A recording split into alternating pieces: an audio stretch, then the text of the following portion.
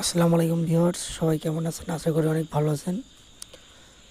তো আপনারা যারা খামার করার জন্য 30 দিনের পাখিটা বাছাই করে কিনে আনার পরে আপনারা কি ফিড খাওয়াবেন, কোন ফিড খাওয়ালে আপনার পাখিটা খুব তাড়াতাড়ি ডিমে চলে আসবে এবং কোন খাবার খাওয়ালে পাখির ওজন তাড়াতাড়ি চলে আসবে। তো আপনারা যারা 30 দিনের পাখি আনবেন তারা অবশ্যই সোনালি স্ট্যাটাস যে খাবারটি আছে সেই খাবারটি খাওয়াবেন। আপনারা যদি ব্রয়লার স্ট্যাটাস খাওয়ান তাহলে তাড়াতাড়ি ডিমে আসবে, কিন্তু বেশি দিন ডিম দেবে না। তো যদি আপনারা বেশি দিন ডিম পেতে চান তাহলে অবশ্যই সোনালি স্ট্যাটাসটা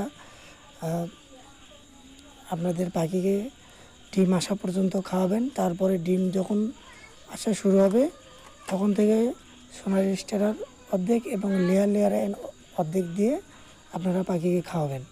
তারপরে আপনার সোনালি স্ট্যাটাসটা বাদ দিয়ে শুধু লেয়ার অনটি খাওয়াবেন।